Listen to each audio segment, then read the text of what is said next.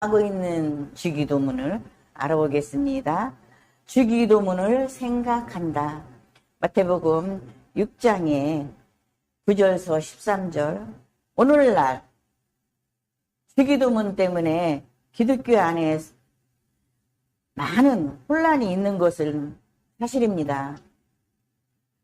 성경 말씀이 유일한 빛이며 기준이기 때문에 말씀을 바르게 분별하며 로마 12장 2절을 참고하시고요.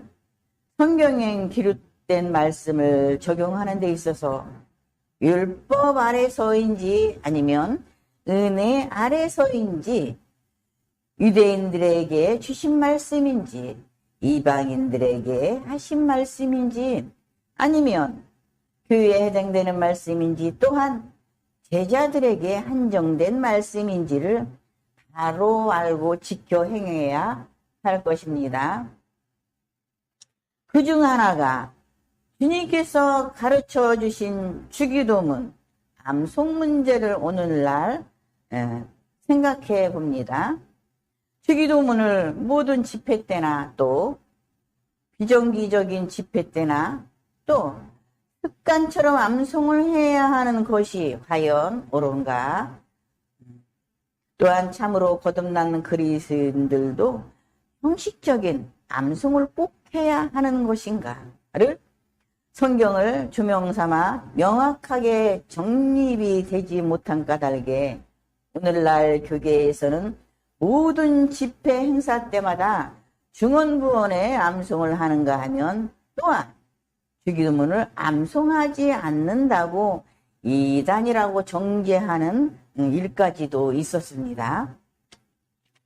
그렇다면 성경은 어떻게 말씀하시고 주님께서는 왜 주기도문을 가르치셨으며 오늘날 교회들에게 향하신 성령의 뜻은 주기도문에 대하여 어떻게 말씀하신가를 살펴보기로 하겠습니다. 주기도문에 대한 배경. 우선 마태복음 6장에서 주님의 기도문은 기도문을 암송하라는 뜻으로 가르친 것이 아니라 이런 식으로 기도하라는 모델, 즉 모형으로 주셨습니다.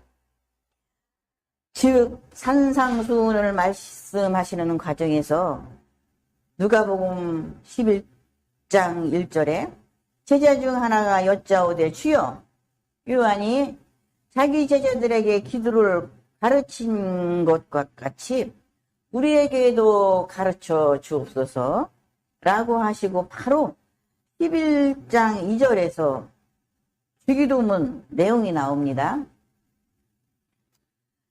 마태복음에 보면 율법주의 유대인들이 바리새인 제사장 서기관들을 책망하시고 기도 문제를 언급하시면서 기도의 본질과 참 의미를 가르쳐 주신 것입니다. 예수님께서는 그들의 기도를 외식하는 기도라고 책망하시면서 그러한 기도에 대조되는 기도 모형으로 주신 것이 바로 주기도문입니다. 예수님께서는 바리새인들의 외식적인 기도를 맹렬히 책망하셨는데요. 그들의 기도는 사람들에게 보이는 데에 치중했고 이방인들의 기도는 중언부언, 즉 같은 말을 반복하는 말을 많이 했었는데요. 그러지 잘못된 기도를 지적하면서 하신 말씀이 다음과 같은 말씀입니다. 마태복음 6장 5절에서 8절을 보겠습니다. 또 너희가 기도할 때에 외식하는 자와 같이 되지 말라. 저희는 사람들에게 보이려고 회당과 큰 사거리 어귀에 서서 기도하기를 좋아하느니라. 또 기도할 때에 이방인과 같이 중언부언하지 말라. 저희는 말을 많이 하여야 들으실 줄 생각하느니라. 그러므로 저희를 본받지 말라. 구하기 전에 너희에게 있어야 할 것을 너희 아버지께서는 아신다고 하십니다. 여기서 잘못된 기도가 두 종류로 언급되고 있습니다.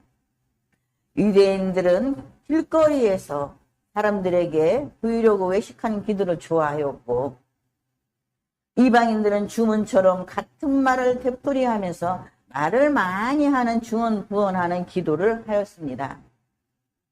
그러므로 오늘날 많은 교인들 또는 특정인 기에 맞추려는 형식적인 기도나 평상시 목소리가 아니라 갑자기 목소리를 바꾸어 거룩한 척하는 목소리로 장시간 기도하여 진리의 내용과 실제적인 기도보다는 분위기에 맞추려는 외식적인 기도도 다 이와 같은 것에 해당이 되는 것입니다. 에말 디안 박사는 주기도문을 주문처럼 암송하는 일은 참으로 슬픈 일이라고 지적하셨습니다.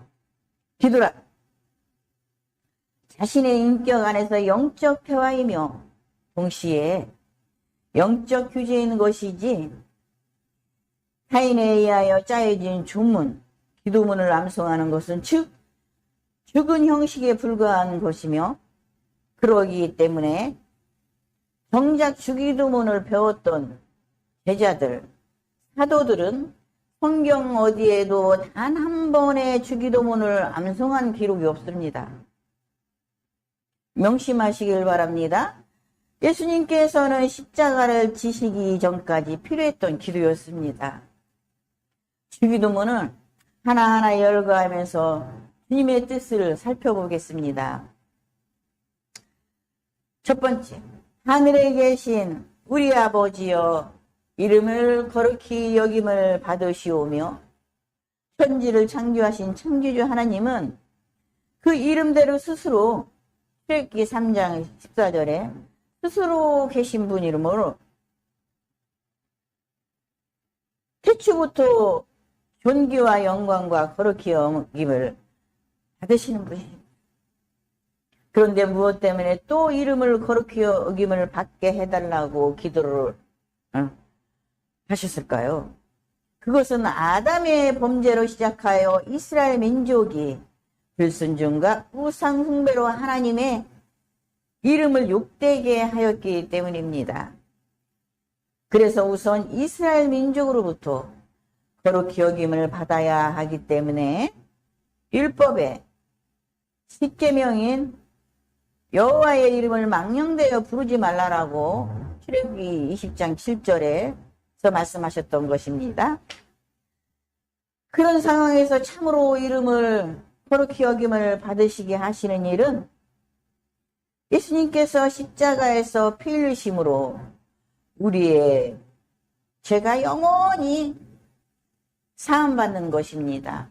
영원히 우리의 죄가 미래 죄까지 다 주님께서 담당하셨습니다. 즉 가장 영광을 받으실 일이며 온 인류로부터 찬송을 받으실 일은 독생자를 보내셔서 죄를 영원히 사하시는 일이었습니다. 그날 이후 하나님은 모든 그리스도인들에게 가장 거룩히 여김을 받으시는 것입니다. 예수님께서는 십자가에서 죽으심으로 인생들의 죄가 완전히 사해졌고 하나님의 이름은 영원히 영화롭게 되었습니다. 면복음 12장 28절을 참고하시고요. 그리고 나라의 임하옵시며 뜻이 하늘에서 이룬 것 같이 땅에서도 이루어지리다라고 하고 있어요. 여기서 나라의 개념은 예수 그리스도께서 이루어 놓으신 완벽한 제사함을 뜻하기도 하지만 예수님 자신을 가리킬 수도 있다는 뜻입니다. 하나님께서는 염소와 송아지의 제사를 원치 않으시고 히브리 10장 5절에서 8절 예수님의 희생을 통해서 죄를 사하시고 영혼들을 구원하시는 것이 뜻이었기에 예수님께서는 그 뜻을 완전히 이루시려고 이 땅에 오셨기에 이미 하늘에서는 이룬 것이 되었고 땅에서는 십자가에서 완전히 인류의 죄를 짊어지시고 죽어주시는 게 목적이십니다. 때문에 이 사역을 위해 기도를 부탁한 것이고 지금은 이미 이루어졌습니다. 이미 이루어진 기도입니다. 그런데 우리는 지금도 이루어 달라고 기도를 하고 있습니다. 예수님께서 십자가에 돌아가신 것을 믿지 않는다라는 뜻이죠. 그런데 지금도 이 뜻을 모르고 염불하더 중언부언하는 기도는 과연 합당한가? 함께 깊이 생각해 보시기를 원합니다. 오늘날 우리에게 요할 양식을 주옵시고는 이 말씀은 특히 당시 제자들을 위한 매일매일 양식을 달라고 가르치신 기도였는데 제자들은 부르심을 받을 때나 사역하는 동안은 절대로 양식을 주머니도 지팡이도 두보로 가지게 되면 안 되게 되었고 매일매일 하나님의 도우심으로만 살도록 되어 있습니다. 누가복음 9장 3절을 참고하시고요. 주기도문은 3년 반 동안 전도 생활을 하였던 당시 필요했던 기도였습니다. 그러나 예수님께서는 떠나실 때쯤에는 누가복음 22장 35절 37절에서 이르시되 이제는 전대에 있는 자가 가질 것이요 주머니도 그리하고 범없는 자는 겉옷을 팔아 살지어다 라고 말씀하셨습니다.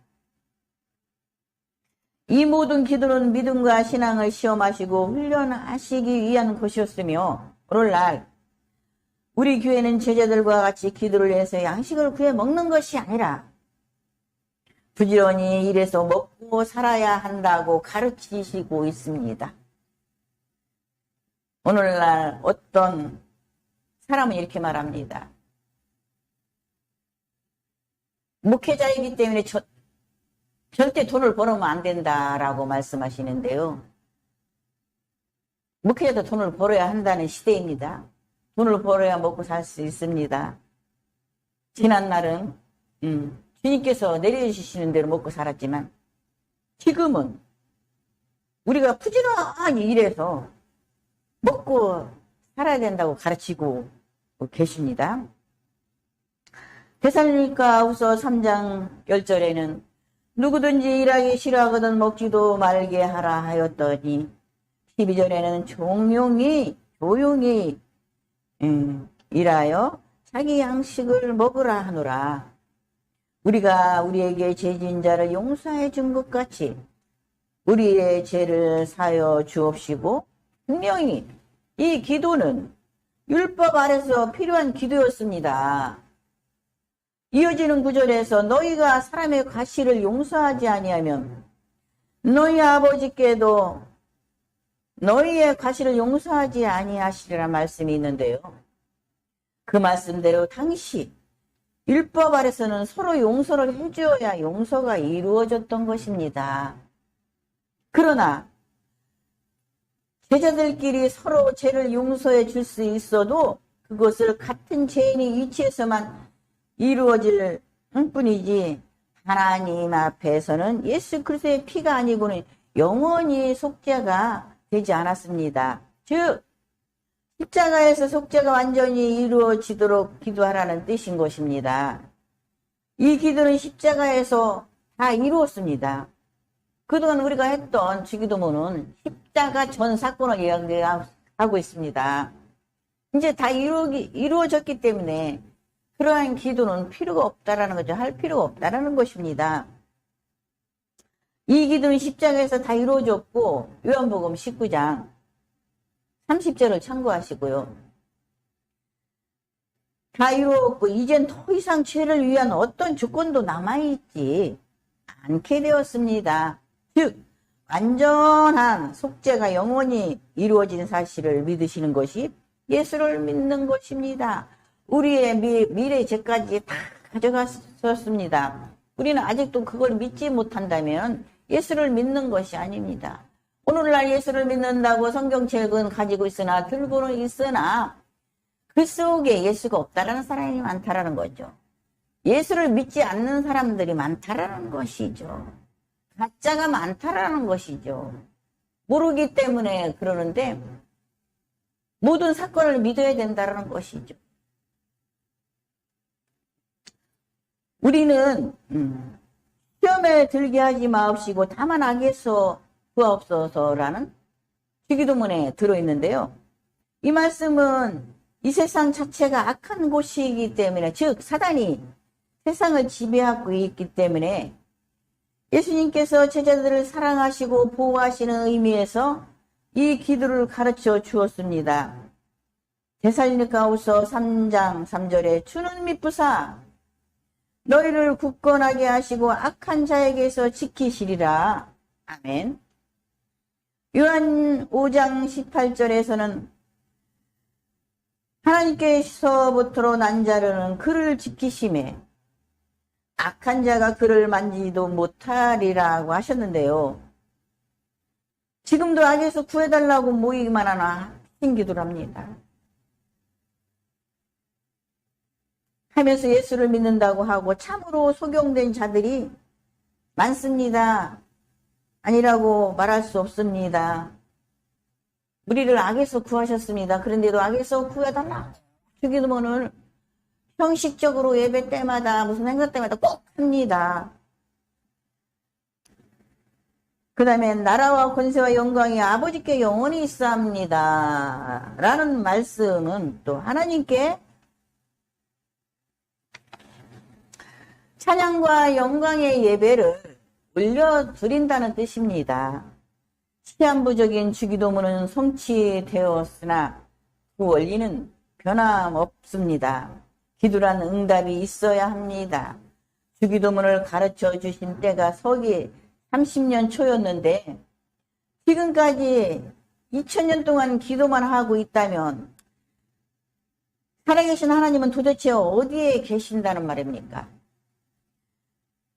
요한복음 19장 30절에 거듭 얘기하지만 다 이루었다 하실 때 그 기도가 응답되었습니다. 이제 주님께서 다 이루으시기 때문에 더 이상 주기도문은 우리한테 해당이 되지 않는다라는 것입니다. 십자가 전에 가르쳤던 기도입니다. 주기도문. 여러분 믿으시기 바랍니다. 예수님이 다 이루신 걸 믿으시기 바랍니다. 예수님께서 우리의 죄를 다 담당하신 것을 우리는 알아야 된다는 것이죠. 요한복음 1장 29절 세상 죄를 지고 가는 하나님의 어린 양을 보라. 세상 죄를 예수님께서 다 지고 가셨습니다. 아직도 죄를 용서해달라고 우리는 부르짖고 있습니다. 앞으로 다가올 미래죄까지 용서해달라고 어떤 글귀 단톡에서 이렇게 봤습니다. 주님이 정말로 미래죄까지 용서하셨을까요? 하는 사람도 있고 미래가 완성됐을까요? 하는 사람도 있습니다. 여러분 미래죄까지 다 짊어지고 가셨습니다. 하나님께서 다 모든 것을 이루어진 것을 믿으시기 바랍니다. 안 믿는다면, 안 믿고 지금도 주기도문을 한다면 그 사람이 예수 믿는 사람이 아니라는 거죠. 오늘날 그런 사람들이 너무 많다는 것이죠. 우리는 정신을 바짝 차리고 하나님께 존귀와 영광이 찬양토록, 찬양과 영광이 영원토록 함께 있기를 바랍니다. 존귀하신 인격적인 하나님을 찬양합니다. 경배합니다. 살아계신 하나님께 영광 돌려드렸습니다. 아멘. 감사드립니다.